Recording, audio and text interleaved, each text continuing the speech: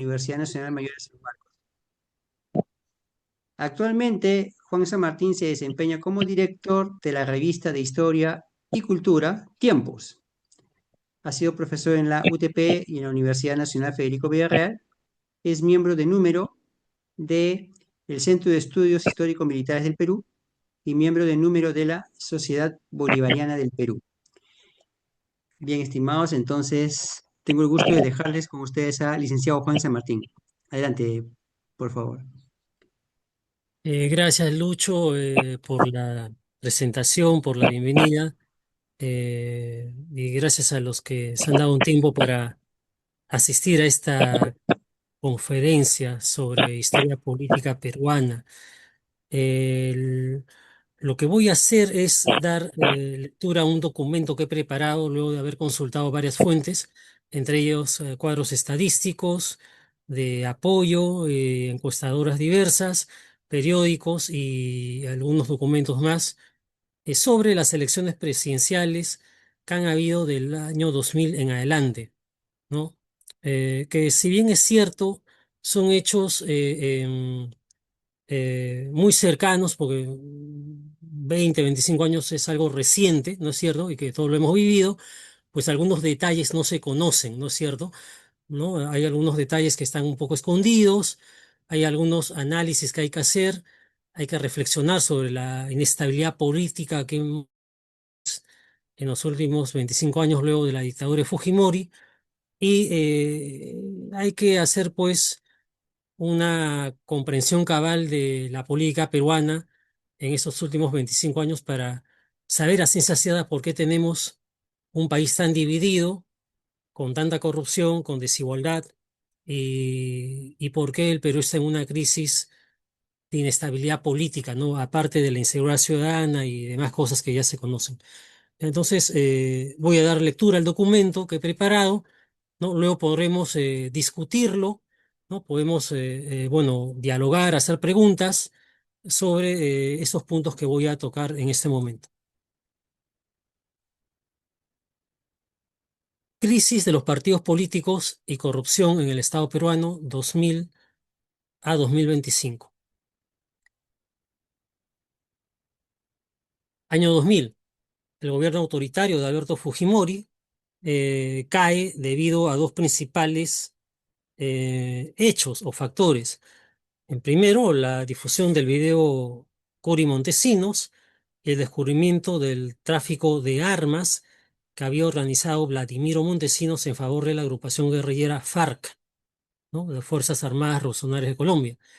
Este último hecho fue descubierto en abril de 2000 por la periodista Cecilia Valenzuela, quien corroboró sus hallazgos con las investigaciones hechas por el Servicio de Inteligencia de los Estados Unidos.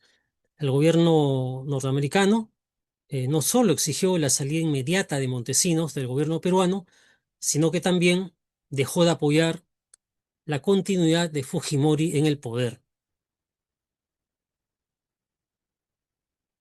Fujimori decidió abandonar el Perú en noviembre del año 2000 y se refugió en Japón, aprovechando su nacionalidad japonesa, la cual había negado por mucho tiempo.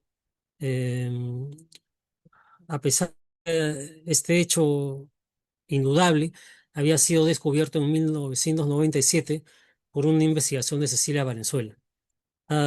Bueno, hay que decir que en los años 90, cuando Fujimori gobierna, desde el 28 de julio hasta el 90, del 90 hasta 5 de abril del 92, de una manera democrática, tuvo mucha oposición, como es sabido, ¿no? Había crisis económica, había cambios, eh, pero Fujimori no se había atrevido hasta esa fecha a alterar la norma constitucional. Pero el 5 de abril del 92, Fujimori violenta esa constitución que le había dado a él, digamos, la legalidad, ¿no? De ser proclamado, elegido y proclamado presidente de la República, ¿no? Hoy se sabe que Montesinos estuvo con Fujimori desde el primer momento de la campaña, el año 90, ¿no? Y que se encargó de hacer una serie de alianzas con personajes de dudosa procedencia. para lograr que fuera electo presidente, ¿no? Fujimori, a lo largo del gobierno autoritario que le caracterizó desde el 5 de abril del 92 hasta el final, hasta el año 2000, alteró muchas veces las mismas normas que él mismo había hecho, ¿no? Por ejemplo, la Constitución del 93, ¿no? Que le garantizaba solamente una reelección presidencial y no varias, ¿no? Como después se hizo legitimar el año 96, ¿no? Se había aprovechado de la guerra con el Ecuador del año 95 para tener más popularidad, y así podríamos mencionar una serie de cosas, ¿no? Pero los hechos palpantes y claros es de que Montesinos estaba con Fujimori desde un comienzo, y durante todos esos años hubo una abierta corrupción de Montesinos eh, que estaba protegido por Fujimori, ¿no? Cuando Estados Unidos decide no seguir apoyando a Fujimori, Fujimori se ve solo, ¿no? Y entonces tiene solo dos salidas, ¿no? O atrapar a Montesinos, ¿no? Para tratar de salvar su gobierno, o simplemente huir del país para ponerse a salvo, ¿no? Ya que había sido descubierta toda la farsa electoral del año 2000, ¿no? Eh, entonces, evidentemente, ¿no? Fujimori decide, al no poder atrapar a Montesinos, que ya había huido hacia Venezuela en el verdadero carisma, Fujimori decide huir hacia el Japón, renuncia por fax, y eso causa pues aquí un alboroto, ¿no? ¿No? Evidentemente se tenía que salvar a como de lugar esta crisis política, y el Congreso de la República nombra como presidente provisional encargado del gobierno a Valentín Paniagua, axiopopulista de origen cusqueño, que era un tipo respetable dentro de todo el Congreso que había en ese momento, ¿no? El cual estaba lleno de personajes de dudosa calidad moral. Bueno, el asunto es de que Paniagua prepara las elecciones de 2001 lo mejor que puede, y en esas elecciones del 2001, eh, Alejandro Toledo se presentó como candidato por Perú Posible, teniendo como apoyo a Raúl Díaz Canseco Terry, sobrino de Fernando Belaúnde Terry, miembro de Acción Popular, del estar en la plancha de Toledo como primer vicepresidente. Sus rivales fueron la Unidad Nacional, liderada por Lourdes Flores Nano, apoyada por el PPC, Solidaridad Nacional de Castañeda y Renovación de Rafael Rey Rey, ¿no? O sea, un grupo amplio de partidos de derecha, ¿no? Mientras que el APRA presentó a Alan García Pérez, que había regresado de Europa, ¿no? Al haber prescrito los delitos por los que se le acusaba, ¿no? Esto es una señal clara de que, primero, eh, la crisis de los partidos políticos empieza con el hecho de que se reagruparan para hacer una unidad nacional, una alianza, a pesar de que habían diferencias entre ellos, porque si iban solos, no iban a tener un resultado favorable. Los partidos de derecha se unen, ¿no? Luego de descalabro que tuvieron en la elección del 90, ¿no? Cuando Vargas Llosa pierde las elecciones ante un personaje nuevo como Fujimori, y la izquierda prácticamente desaparece para el año 2001 de las elecciones, ¿no? ¿No? Aunque hay que decir que algunos elementos de la izquierda, como Javier Díaz Canseco, apoyaron a UPP, ¿no? Un partido nuevo que presentó una lista parlamentaria, ¿no? Pero volvamos al inicio, ¿no? Entonces, hay algunos candidatos que tienen cierto apoyo popular, como Alan García, Lourdes Flores y Alejandro Toledo, ¿no? En esa campaña que fue bastante accidentada, por decirlo menos, tendríamos que tener en cuenta de que Toledo tuvo a su favor el llamado efecto teflón, ¿no? Se sabía que era un tipo que no era el más idóneo para ser presidente, tenía muchos vicios personales que lo descalificaban como una persona adecuada para gobernar el país, pero muchos no querían regresar a ser gobernados por Alan García, ¿no? Y en esta primera vuelta electoral, en la que habían otros competidores menores como Fernando Olivera Delfín, Carlos Boloña, de Solución Popular, Cambio 90 y Nueva Mayoría, no garantizaban nada, ¿no? Entonces hubo aquí en la selección de 2001 un triunfo ajustado de, de Toledo sobre Alan García, que llegó segundo. Y en una segunda vuelta electoral, Toledo venció por escaso margen de 3% de diferencia a Alan García, ¿no?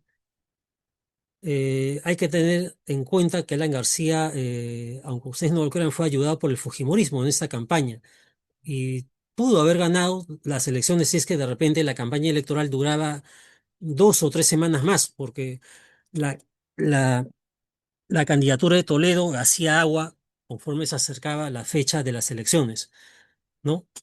Pero el asunto fue de que ganó Toledo, ¿no?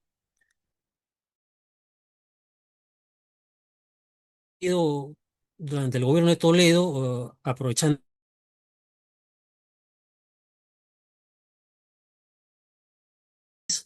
eh, pudo haber hecho un buen gobierno, eh, quizá mejor de lo que hizo, ¿no? Pero, como dije, el hecho de que como persona no era muy agradable y de que no quisiera reconocer a su hija como hija, porque era evidente que era su hija, eso le granjeó pues esto, la impopularidad. Al llegar el año 2006, se dieron las elecciones de ese año, ¿no es cierto? Y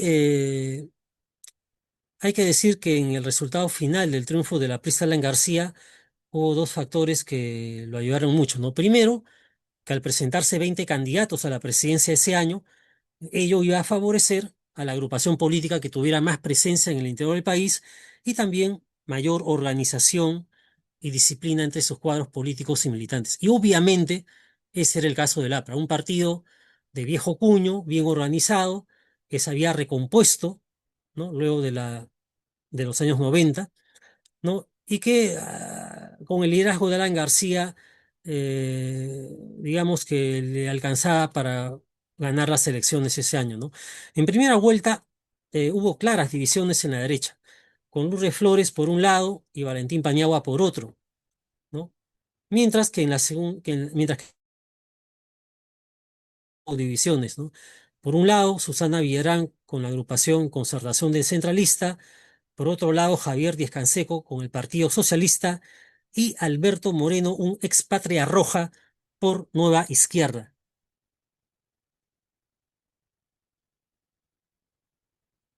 El Fujimorismo puso como candidata a Marta Chávez con Alianza por el Futuro, pero no sacó muchos representantes. De esas divisiones sacó provecho Ollanta, que se presentó como candidato por UPP, que incluía a varios personajes de izquierda poco conocidos por el electorado como Freddy Otárola y algunos empresarios. Humala buscó ayuda económica y consiguió que Hugo Chávez, presidente de Venezuela, le diera su apoyo para la campaña presidencial de 2006. Y con ese capital pudo hacer una buena campaña movilizando a los sectores populares. En la primera vuelta, Ollanta Humala quedó primero con 30,6% y segundo quedó Alan García Pérez con 24,3% de la votación. Y la razón es simple. Los sectores, a ver, La razón es simple, los sectores de izquierda apoyaron a Humala en forma total, y esto se refleja en que los candidatos de izquierda como Villarán, Díez Canseco y Moreno no pudieron superar el 1% de los votos, ¿no? O sea que la gente de izquierda, en vez de votar por estos candidatos, Villarán, Díez Canseco y Moreno, prefirieron votar por Ollanta Humala, un nacionalista que tuvo el respaldo total de la izquierda, ¿no? Y dicho sea de paso, expuso a la burla había Arán, Díez Canseco y Moreno que no pudieron pasar la valla del 1% de los votos. En segunda vuelta, el apoyo de Hugo Chávez a Ollanta Humala fue perjudicial para el candidato nacionalista, pues fue vista como una intromisión inaceptable en asuntos que solo competen al Perú. Pues Chávez había dicho que pensaba hacer inversiones en un eventual gobierno de Humala en el Perú. Al final, el triunfo en segunda vuelta correspondió al candidato del APRA, Alan García Pérez, que obtuvo en segunda vuelta el 52,6% de los votos contra el 47,4% de Humala. El gobierno de Alan García, en resumen, económicamente fue bueno, aunque cometió errores y también excesos, ¿no? Bueno, no voy a hablar en detalle de esto porque yo más estoy enfocado en ver las elecciones y las crisis de los partidos y no tanto el análisis de la gestión de los presidentes, ¿no? Pero a Alan García en este periodo habría que esto, mencionarle que cometió excesos incalificables en el caso de Gasa en Arequipa, ¿no? Cuando quiso privatizar la energía en Arequipa, los arequipeños se levantaron contra el gobierno. Y el otro caso fue el Baguazo, ¿no? Que es por todos conocido, ¿no? ¿No? Bueno, bien, entonces continuemos. Para las elecciones del año 2011 se formaron grandes alianzas, dado que los líderes de los partidos políticos se dieron cuenta que si iban solos no iban a tener un buen resultado. Así, Ollantumala consiguió hacer alianza con el Partido Socialista, el Partido Socialista Revolucionario y otros movimientos de izquierda. O sea que Humala esta vez hizo alianza formal con los grupos de izquierda que estaban desperdigados, cada uno con sus líderes, ¿no? Recordemos que en esa época todavía tenían algo de fuerza Javier Riescanseco, Ricardo Letts, ¿no? Y otros más, ¿no? Que eran sucesores del MIR de los años 60, ¿no? Em, por otro lado, tenemos a Alejandro Toledo, ¿no? Que con su partido Perú Posible hizo alianza con Acción Popular y Somos Perú. Otro partido fue el partido de PPK, ¿no? Pedro Pablo Kuczynski, quien logró unir para apoyarse en las elecciones al Partido Humanista, ¿no es cierto? Al PPC y a Restauración Nacional, es decir, partidos de derecha, ¿no? ¿No? Aunque en el caso de Restauración Nacional yo no sé si es de derecha o de izquierda, ¿no? Pero los evangélicos eran algo bisoños y, y no se puede decir que tuvieran una ideología definida, ¿no? Pero el caso es de que Restauración Nacional apoyó a PPK.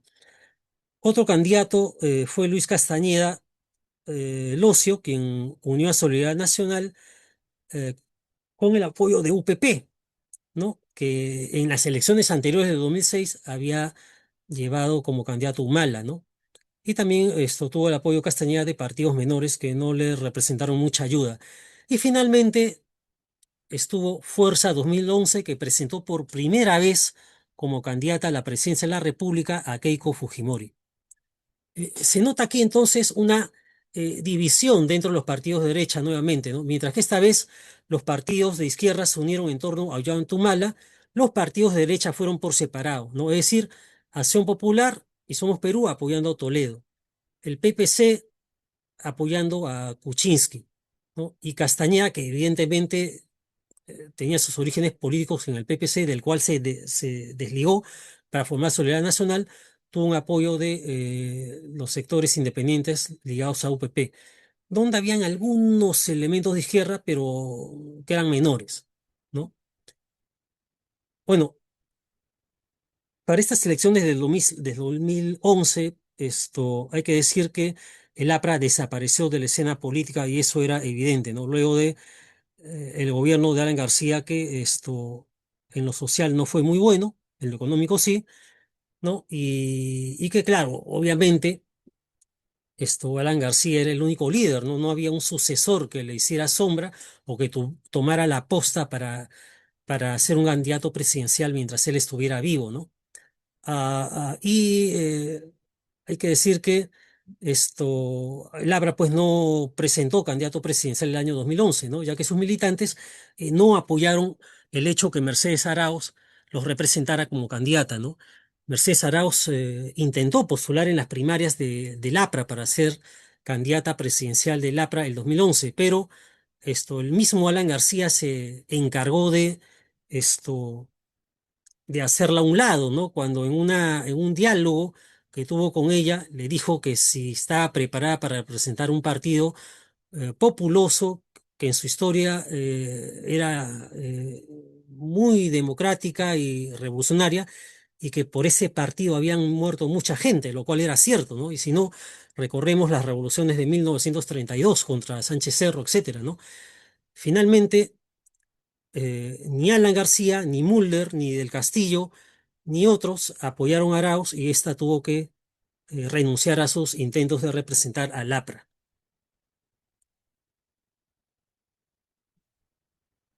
Bueno, entonces, para estas elecciones del año 2011, Ollanta se desmarcó de Hugo Chávez, que lo había apoyado para el 2006, y se concentró en preparar su campaña recorriendo todo el país entre los años 2006 y 2011, lo cual le granjeó el apoyo de los sectores populares decepcionados por el gobierno del APRA, un partido tradicional que se había alejado de la población que la había apoyado en el 2006, ¿no? Es cierto que Humala tuvo dos casos judiciales en su contra, pero los resolvió a su favor, ¿no? Logró ser excluido, en primer lugar, logró ser excluido por el caso del juicio del Andahuaylazo, ¿no? Todos sabemos que en ese motín, en esa sonada militar, se asesinó cobardemente a 5 policías, ¿no? Claro, el que lideró ese movimiento fue el hermano Tauro, ¿no? Pero participó también allí Ollanta, ¿no? Pero él logró ser excluido de este caso del juicio, no se sabe cómo. Y además logró también Ollanta que se archivara por falta de pruebas el caso de Madre Mía, ¿no? Que ahí sí habían pruebas fehacientes de su culpabilidad, ¿no? Bueno, sobre este tema hay que decir lo siguiente, ¿no? Ya que estamos hablando de corrupción también. El archivamiento de ese caso fue todo un escándalo, puesto que habían pruebas que afirmaban que Ollanta, cuyo seudónimo era Capitán Carlos, había ordenado el secuestro y la muerte de varias familias de campesinos, a las que atribuyó ser terroristas, cerca de la base militar de Madre Mía. Tiempo después, al descubrirse las agendas de Nadine Heredia en el año 2015, se pudo conocer que el archivamiento fue fraguado por ella. Por ejemplo, en sus agendas figuraban anotaciones incriminadoras como, cito entre paréntesis o entre comillas, juez se puede escoger. Y en diciembre del 2009, otra anotación que decía Hugo Molina, nombre de uno de los jueces asignados al caso de su esposo, ¿no? Y otra anotación más que dice, Ojitos habló con San Martín, no te preocupes, va a salir, ¿no? Refiriéndose al hecho de que ya se había conversado con el juez César San Martín, que no es mi pariente por si acaso, ¿no? Para que Ollanta esto no sea encerrado en la cárcel por ese caso de Madre Mía, ¿no? La resolución judicial efectivamente salió favorable a Humala el lunes 21 de diciembre del año 2009. La corte la presidía el juez César San Martín, famoso por haber sentenciado ese mismo año 2009 al expresidente Alberto Fujimori a 25 años de prisión por hallarlo responsable de violaciones a los derechos humanos durante su gobierno.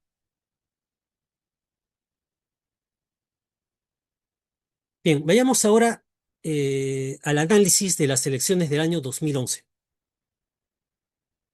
En primera vuelta, Ollanta obtuvo el 30,7% de las preferencias contra el 23,6% de los votos para Keiko Fujimori. La campaña para la segunda vuelta fue vertiginosa. En las estadísticas, Humala tenía amplia preferencia en la sierra y selva del país, mientras que Keiko Fujimori tenía apoyo popular en gran parte de la costa peruana y en varias zonas de Lima, aunque no en todas, ¿no? Finalmente, en la segunda vuelta electoral, Humala ganó la elección por 51,4% de los votos contra 48,6% de Keiko Fujimori. Esto porque eh, Humala, en su discurso previo a la segunda vuelta, corrió hacia el centro político, lo que en ese momento se llamó el cambio del polo rojo por el polo blanco. Es decir, Humala se desliga de la imagen de haber sido patrocinado por Hugo Chávez y ahora más bien sigue el modelo brasileño de Ignacio Lula da Silva, ¿no? Que también es socialista, pero no tiene un movimiento autoritario comunista como el chavismo, ¿no? Bueno, también hay que decir que Humala tuvo el apoyo de Mario Vargas Llosa, ¿no? Y esto fue decisivo para su triunfo electoral, ¿no? Y también el hecho que Humala dejó de auspiciar el proyecto de Hugo Chávez, como ya lo dije, y escogió seguir el modelo del presidente de Brasil, Lula da Silva, ¿no?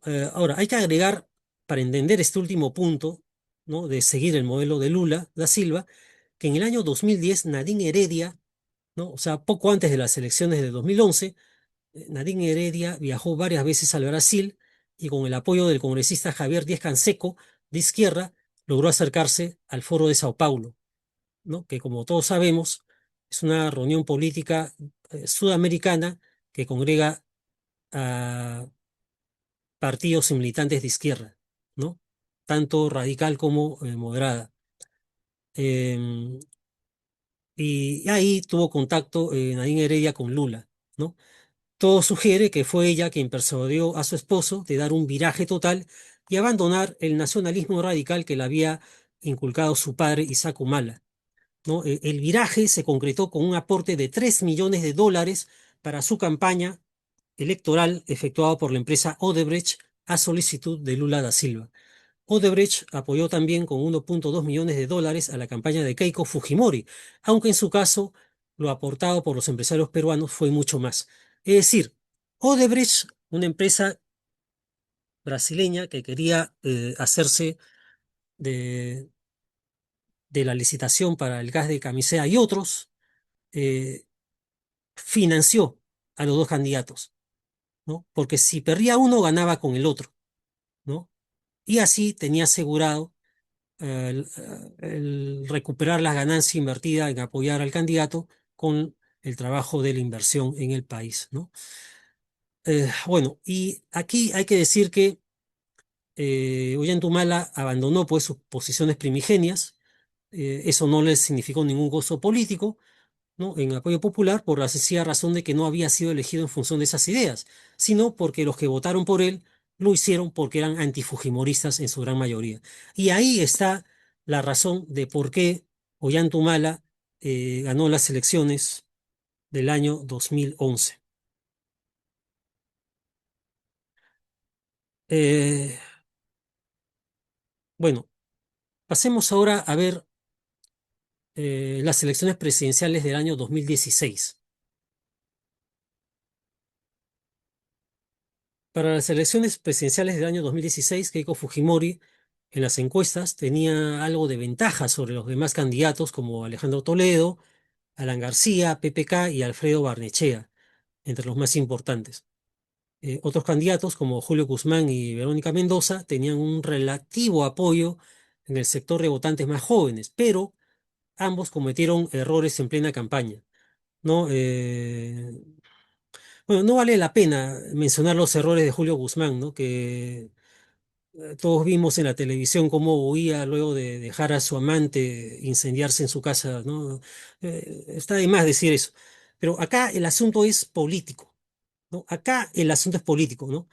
¿No? Hay votantes indecisos que prefirieron apoyar a un candidato de centro que hiciera frente a Keiko Fujimori y se decidieron a apoyar a PPK, pese a que este tenía una edad avanzada, pero tenía una exitosa trayectoria en el mundo de las finanzas, ¿no? Además, habría que mencionar también el caso de Barnechea, ¿no? Barnechea pudo haber ganado la elección presidencial, pero cometió un grave error en plena campaña, ¿no? Y en política no se puede hacer ese tipo de errores, ¿no? ¿No? Lo que hizo Barnechea, un tipo hispanófilo, ¿no? Y digamos algo altanero también por sus raíces nobiliarias, rechazó la invitación a comer un chicharrón que le hizo una vendedora ambulante cuando estaba caminando por las calles para recibir apoyo popular, ¿no? Y esas poses, pues, de discriminador, pues, no se lo perrotó en el electorado, ¿no? Ese rechazo era rechazar a la gran mayoría de peruanos, ¿no? Y para mala suerte de Barnechea, fue captado por varias cámaras de televisión, ¿no? Así que no podía negarlo. En la primera vuelta electoral, Keiko Fujimori obtuvo 39,9% de los votos contra 21% de PPK. En tercer lugar, quedó Verónica Mendoza del Frente Amplio, ¿no? Que reunió a toda la izquierda tras sí, con un 18,7% de las preferencias, ¿no? Y esta vez Verónica Mendoza reunió en su entorno a intelectuales de izquierda moderada, conocido como caviares, lo que le valió el apoyo de los jóvenes universitarios y maestros, muchos de ellos docentes de la Universidad Católica.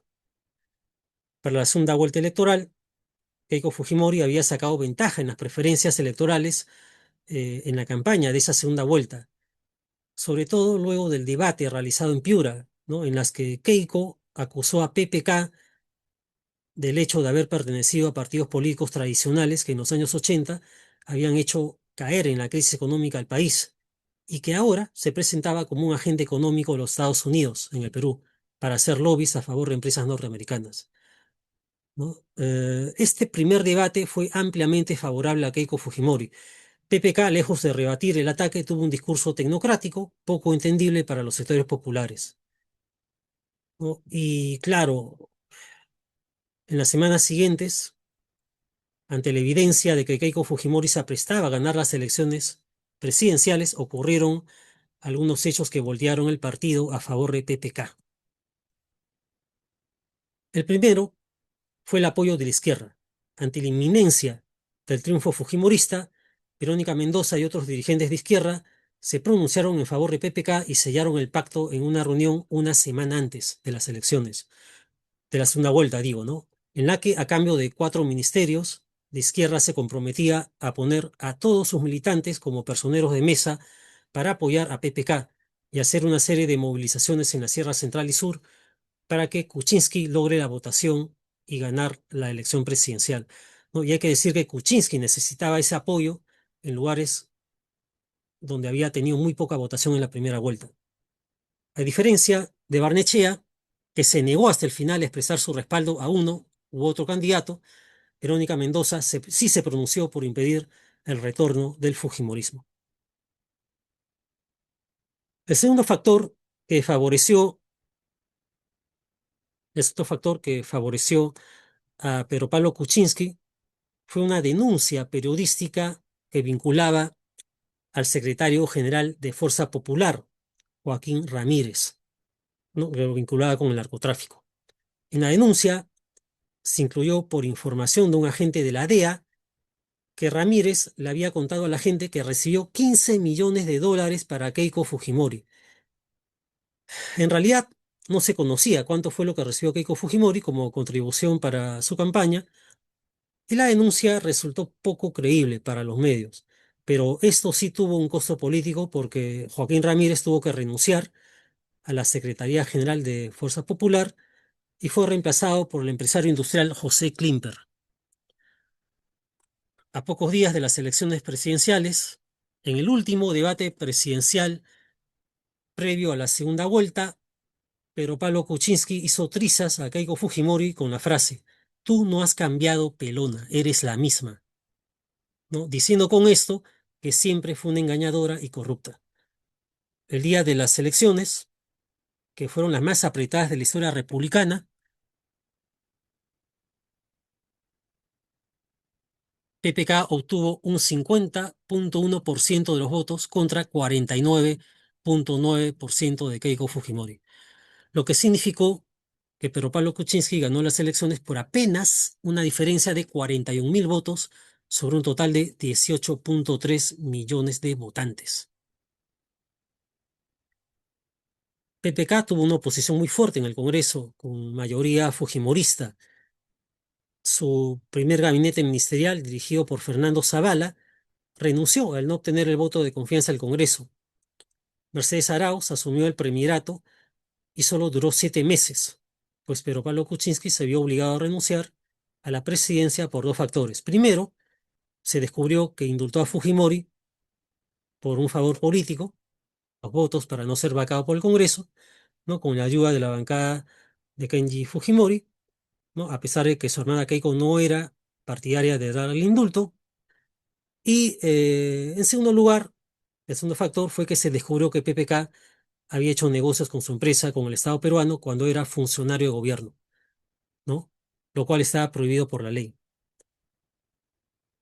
Bueno, eso había sucedido hace muchos años atrás, ¿no? Pero decía mal de un presidente que hiciera esto, ¿no? Martín Vizcarra, que era embajador del Perú en Canadá, regresó al país para tomar el mando una vez que Kuczynski fue vacado. Y claro, regresó al país para tomar el mando como presidente, pues era el primer vicepresidente en funciones. Él estaba en la plancha presidencial de Kuczynski como primer vicepresidente y la segunda vicepresidenta era Mercedes Arauz. Bueno, hay que decir que el año 2018 Vizcarra hizo una serie de reformas constitucionales luego que sus propuestas, luego que sus propuestas tuvieran amplia aceptación en el referéndum.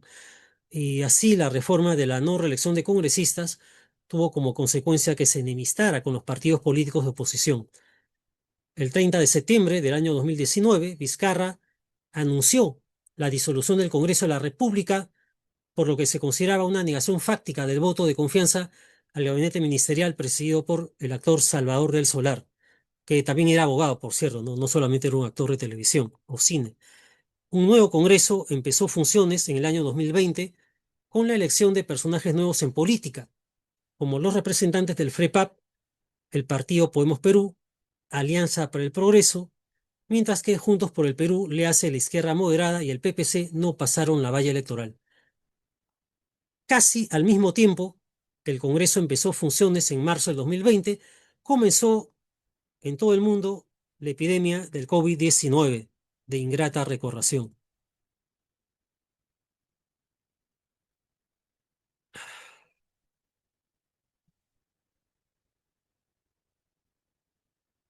Ah,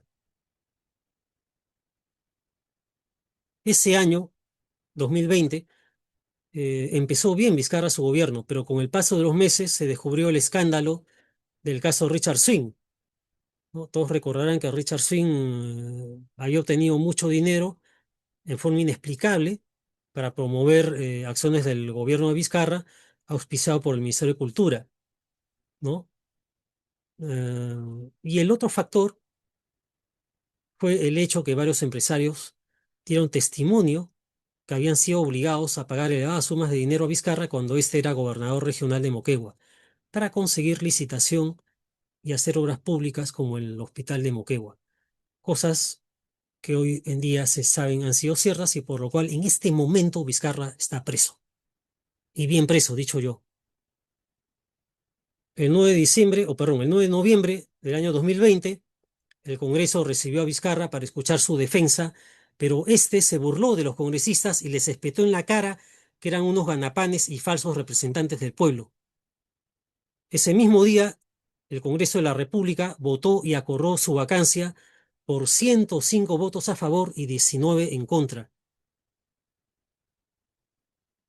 Miles de personas salieron a las calles para protestar, acusando al Congreso de haber incurrido en un golpe de Estado, viéndose en las cámaras de televisión que en medio de la multitud había conocidos políticos ligados al grupo de Verónica Mendoza. Una semana después, Manuel Merino de Lama, que estaba encargado de la presidencia temporal del Perú, nombrado por el Congreso de la República como presidente provisional, tuvo que renunciar por la muerte de dos jóvenes en las marchas que se hicieron contra el Congreso, pues acusó a los policías, a las fuerzas del orden, como autores de los disparos. Pero la verdad es que hasta hoy día no se ha probado quiénes fueron los autores de los disparos. Y más bien, se pudo ver en forma clara que la izquierda quería tomar el control del Congreso y del gobierno, pues no querían que elementos de la derecha como Antero Flores Arauz sean parte del gobierno. Recuerden ustedes que Antero Flores Arauz era el primer ministro del gobierno de Merino de Lama. Y Antero Flores Arauz pues tiene una trayectoria política en los partidos de derecha bastante claros, ¿no? Como haber sido una figura del PPC junto a Lourdes Flores. A los pocos días, el Congreso de la República eligió a Francisco Sagasti como presidente para un gobierno de transición,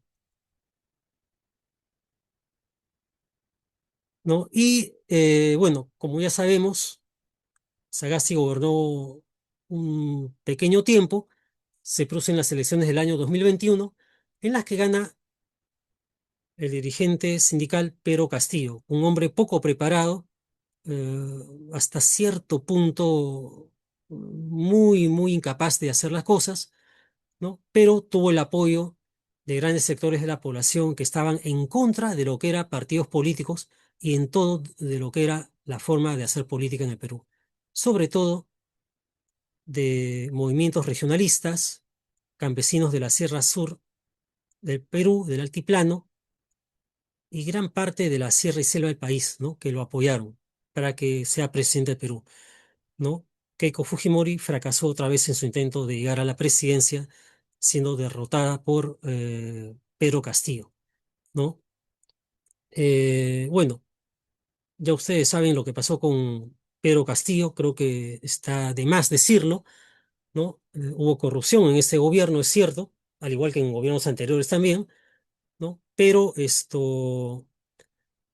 aquí habría que decir que si hubiera tenido, y esto lo hago como reflexión final, si Pedro Castillo hubiera tenido algo más de sentido común, no se hubiera dejado manejar por los sectores radicales de izquierda que lo apoyaron para llegar a la presidencia, ¿no? Y era conocido que Vladimir Cerrón era un corrupto, había hecho mal uso del dinero público para construir el hospital de Huancayo, ¿no? Aparte de otras cosas, ¿no? Y tener como aliado a este tipo de personajes nocivos para la política peruana, pues era un cero a la izquierda.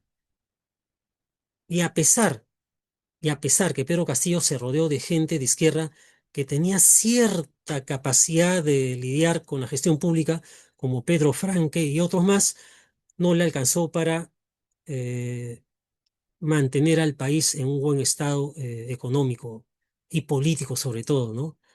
¿No? La corrupción de sus sobrinos, ¿no? Que huyeron rápidamente al exterior antes que los agarrara la justicia, ¿no? Y otros hechos más precipitaron finalmente que Pedro Castillo eh, fuera forzado a dar un discurso de cerrar el Congreso, ¿no? Creyendo que lo iban a vacar.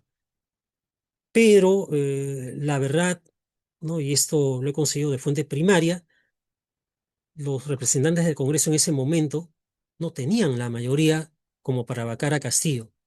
Y el mismo Castillo se hizo el harakiri, el suicidio político. Dio un discurso en el que ofreció cerrar el Congreso, cerrar las instituciones democráticas, ¿no? Eh, Yo dudo mucho que él no sepa lo que estaba haciendo, no, no era un analfabeto, pero seguramente fue presionado por Betsy Chávez, que ahora está prófuga en el Brasil, y también por el abogado Aníbal Torres, que también ese sí sabía qué es lo que estaba haciendo, ¿no?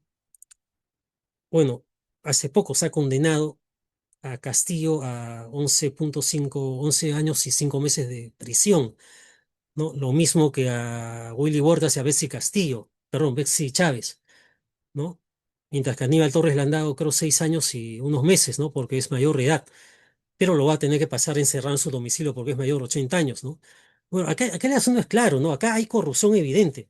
Acá las cosas se han hecho mal en el gobierno de Castillo, ¿no? En el gobierno de la señora Dina Boluarte yo diría que fue la corrupción peor, pero el Perú está fragmentado políticamente, ¿no?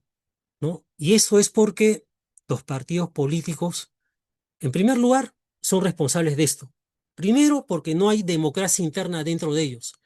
Hay argollas políticas que hacen que determinados personajes sean los que manden dentro y pongan a sus favoritos como candidatos a la presidencia, diputado y a senador. Si hubiera una verdadera democracia dentro de los partidos políticos, el Perú no habría llegado a tener a estos tipos de impresentables de presidentes, ¿no? Y en segundo lugar, ¿no? Y esto también como reflexión final, creo yo que hay que darle voz a la gente del Perú profundo, ¿no? Y hacer una democracia auténtica en todo el país. Las elecciones primarias sirven para algo, para hacer que la gente de a pie, los ciudadanos de a pie, puedan tener los mismos derechos que los que pertenecen a familias de políticos tradicionales, ¿no? Y yo creo que es deber del Jurado Nacional de Elecciones verificar que eso se haga en cada partido político. Muy bien, entonces con eso he culminado mi exposición. Muchas gracias y quedo a las preguntas de ustedes. Muy bien, muchas gracias, estimado Juan. por la exposición. Entonces, si algún participante tiene alguna pregunta, puede levantar la mano para darle pase para que pueda hacer su pregunta. A ver quién estaría animado a hacer alguna pregunta.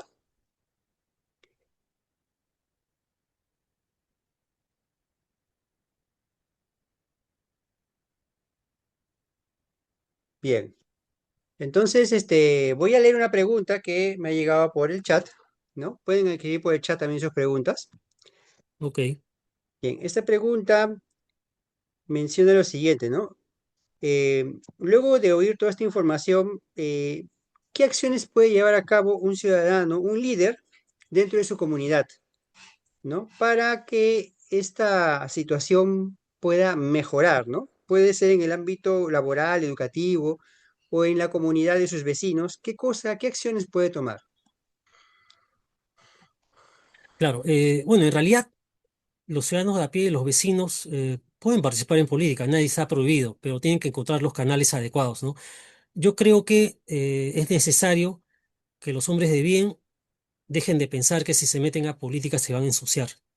Aquí el asunto es participar en política de acuerdo a su ideología, a su visión del Perú, ¿no? A su visión del mundo, ¿no? Y ver en qué partido puede hacer algo. O en todo caso, aunque es muy difícil, formar un partido político propio, ¿no? Que eso es muy gozoso en tiempo, en dinero y en alianzas, ¿no? Pero sí se puede participar en política, todo el mundo es libre de hacerlo, ¿no?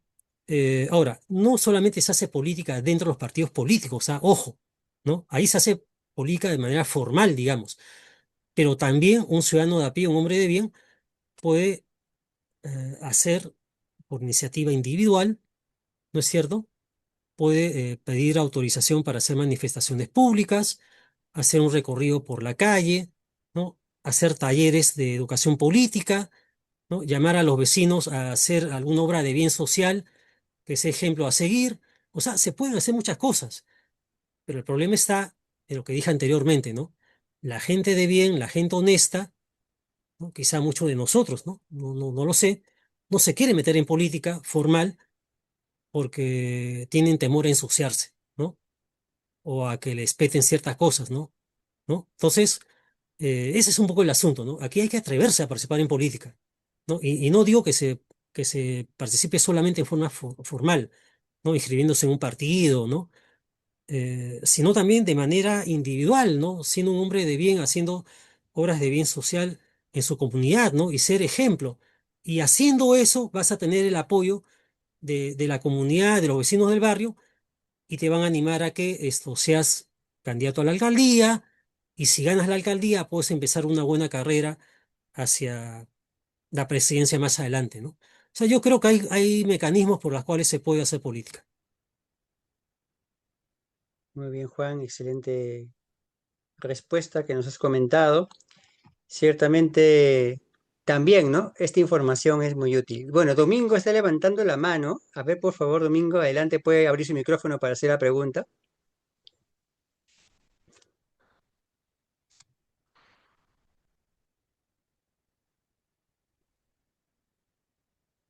Sí, el audio, Domingo, el audio.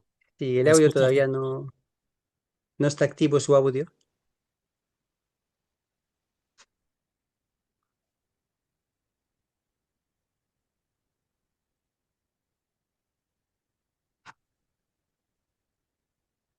Y ha Sí, no apagado te su escucho el micrófono. audio. Su El micrófono volumen, sigue Domingo, el apagado. volumen. Ya. O Ah, si no, a ver. escribe por el chat la pregunta, si no puedes hablar. Am, ¿Puedo hacer una pregunta?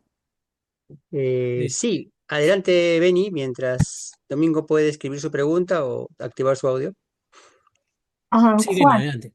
sí, es muy interesante toda la información que has brindado. Y bueno, la política en sí no es corrupta, ¿no? Son corruptos los que la integran con fines deshonestos, ¿no? Había un familiar que era mujer, y era una gran, pero una gran líder en Puente Piedra. Y hizo muchos cambios juntamente con los líderes del lugar. Pero cuando fue invitada, más si no recuerdo, por el partido de Keiko Fujimori, se dio cuenta de la ah, desintegridad, de la deshonestidad, y se dio cuenta que no podía pelear contra eso. Y de paso, pues tampoco quería manchar su nombre, ni tampoco quería de alguna otra manera inmiscuir a los líderes de Puente Piedra para que pudieran terminar a la larga mal, ¿no? Entonces, ¿cómo evitar esa permeabilidad? ¿Cómo hacer frente a eso si ellos denunciaban, de alguna manera iban a ser también tachados como malos integrantes, ¿no? Como gente que no ama a su ciudad, a su comunidad, como gente que no quiere seguir ir más allá. O sea, ¿cómo evitar eso ya dentro de lo que es un partido, de lo que es una agrupación? ¿Cómo evitarlo? Bien, voy a responder a la pregunta, que es muy interesante. Ya luego le daré a Domingo el pase. A ver, Beni, miren, acá hay lo siguiente, ¿no? Si alguien como nosotros está dentro de un partido político y descubre que su líder o los líderes de su agrupación cometen actos de corrupción o algo feo, ¿no? Para llegar a un lugar o algo así, bueno, quedan dos caminos, ¿no? O te subes al carro de esa gente o simplemente te retiras, ¿no? Porque, bueno, puedes denunciarla, ¿no? Al comité de ética del partido, Ujú. pero lo más probable es que los miembros de ese comité de ética también estén soliviantados por el líder que hace o permite estos tipos de acciones, ¿no? O sea que o estás con ellos o mejor te retiras, ¿no? Yo en mi caso me retiraría, ¿no? Yo no tengo por qué esto, digamos, mantenerme ahí en un lugar el que veo corrupción o veo cosas que no están bien, ¿no? ¿No? Yo podría denunciarlos a un comité de ética del partido, pero sé que esos le pasarían la voz a los otros, a los que mandan, y me echarían. Mejor me retiro y listo, ¿no? Y ya sé quiénes son ellos. Ya no vuelvo a tener relación con ellos, ¿no? ¿No? Yo creo que eso sería lo más sano, ¿no? Pero ya depende de los valores, de los valores éticos y morales de cada persona, asumir una actitud así, ¿no? Gracias. Creo que Domingo ahora sí tiene el audio libre para hacer la pregunta. Sí, Adelante, Domingo. buenas tardes, un abrazo. Un abrazo, Sí, Juan. gracias. Felicitaciones por la conferencia. También mi saludo cordial a los organizadores de la exposición. Mi respeto y mi admiración. Yo quería Gracias. preguntarte, Juan, ¿en cuánto cambiaría, o sea, cuánto influiría la educación en un cambio de la mentalidad política de las futuras generaciones de peruanos? Bueno, la educación influye mucho, ¿no? Yo en algunas ocasiones por las redes sociales he dicho mi posición sobre esto, ¿no? Aquí, para formar buenos ciudadanos con ética, con valores, hay que educarlos desde la base, desde el colegio, ¿no? Enseñarles en educación cívica lo que es el respeto, ¿no? A la ley, el respeto a las personas, ¿no? Incluso, ¿no? En la familia, ¿no? A los padres de familia, eh, ¿no es cierto? Que, bueno, ya están mayores seguramente, pero se les debe dar educación para adultos, ¿no?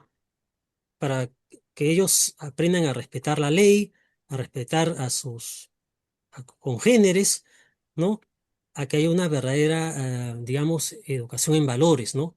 Honestidad, honradez, ¿no? O sea, hay que enseñarle valores a los chicos desde que están en primaria, ¿no? Y en las casas también, a los padres de familia, ¿no? Yo creo que una labor muy importante que debería hacer la Asociación de Padres de Familia en los colegios es educar a los padres de familia, ¿no?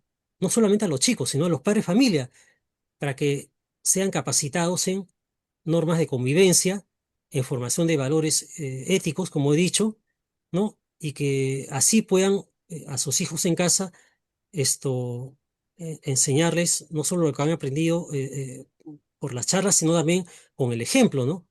¿No? Demostrar honradez, demostrar honestidad, decir la verdad siempre, ¿no?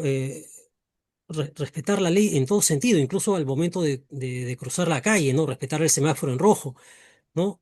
El pagar el pasaje y no hacerse loco, etcétera, etcétera. O sea, hay toda una serie de enseñanzas y cosas que se puede hacer desde educación básica, ¿no? ¿No? Si a los chicos se les forma con una educación cívica y una educación familiar desde la primaria, yo creo que de aquí a unos años vamos a tener jóvenes con valores y que no se van a dejar engañar por gente mayor que es corrupta o que simplemente quiere utilizarlo para sus fines políticos, ¿no? Como hemos visto, ¿no? Yo estoy seguro que esta gente de la generación Z, muchos de ellos no saben por qué salen a marchar, ¿no? ¿No? Para mí son usados como títeres por gente de izquierda radical, para mí, ¿no? Que tengo algo de conocimiento de esto, ¿no? Pero muchos de ellos de repente son gente que no sabe ni por qué están marchando, ¿no? Y por qué van de aquí para allá, ¿no? ¿No? Así que yo creo que la educación es básica, ¿no? No hay otra mejor palanca para el progreso y para la formación moral y ética de los ciudadanos que la educación. Excelente, muy Gracias. bien. Eh, Muchas gracias. gracias. Justamente al utilizar la palabra educación, yo quería involucrar eso, ¿no? El rol fundamental que tienen los padres de familia en la formación de sus hijos y de sus hijas. El padre es el primer maestro y la madre es la primera maestra. Entiendo que cuando este niño a los 3, 4, 5 años va a un inicial, ya debe tener ciertas normas de conductas formadas por el padre y por la madre. El niño va al colegio, o el joven va al colegio, a culturizarse, a tener una cosmovisión del mundo, ya, pero la educación fundamental está en casa. Ahí también el núcleo familiar está fallando, porque ahora los papás, por dedicarse al trabajo, actividades profesionales, muchas veces se descuida, ¿no? La formación fundamental que debe tener un niño o una niña en casa. Y aunque parezca, y esto lo digo por experiencia, es un rol que se le da, los papás trabajan y se está trasladando ese rol de formación a los abuelos, ¿no? Te Ajá. hablo por la experiencia que yo tengo, pero ya yo estoy formado en una educación que ya prácticamente es otra generación de jóvenes. Hay que tener nuevas técnicas, nuevas formas de llegar a ellos, nuevas formas de inducirlos, porque hay que tener en cuenta que un país progresa por la formación que tienen sus ciudadanos, sus generaciones de personas, sus profesionales, sus hombres de trabajo, ¿no? Entonces, todos los países en el mundo que han alcanzado desarrollo Gracias, es Domingo. porque han Sí, mejorado su educación y porque han formado hombres y mujeres dispuestos a dar la vida por un país y por su formación como personas. Gracias, Juan, por tu intervención. gracias. Muchas gracias, Domingo, por el comentario y la intervención. Y bueno, no sé si hay alguna otra intervención. Ah, Freddy que quiere hacer una pregunta. Adelante, Freddy. Puedes abrir tu micrófono.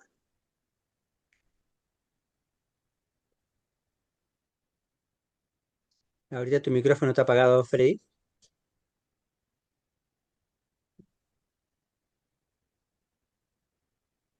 Buenas tardes. Buenas tardes. Adelante con la Eh, pregunta. muchas gracias primeramente por la charla. Nos llama a reflexionar de cómo está o cómo ha estado nuestra política desde años pasados hasta la fecha, cómo cada vez parece que aumenta más la corrupción y, y se va llegando también a sectores más pequeños. Por ejemplo, yo vivo en un asentamiento y a veces postulan alcaldes y llegan a la comunidad con un compromiso de voto, comprar votos y el pueblo apoya porque, bueno, hay algún respaldo de economía que van a dejar cemento, piedra, arena. Y mi pregunta es, ¿cómo combatir siendo un integrante de la comunidad, de algún dirigente, cómo combatir al decir que vengan y te digan, sabes que si tu comunidad me apoya, le vamos a dar esto, pero nos fuerza a la comunidad, fuerza al dirigente a que tiene que votar por ellos. ¿Qué debería hacer ese grupo de dirigentes sabiendo que de repente su plancha de ese alcalde es corrupta? Pero, eh, ¿qué debería hacer? Y aparte, ya como a veces, como dirigentes, a veces también ya pega lo malo y ya comienzan, ahora los dirigentes comienzan a decir a los que están ahí, tienes que hacer esto para darte esto, tienes que hacer esto para darte esto. ¿Cómo esa política, disculpando la palabra, no sé si es decir podrida, va influenciando a más pequeños segmentos y lo va dañando?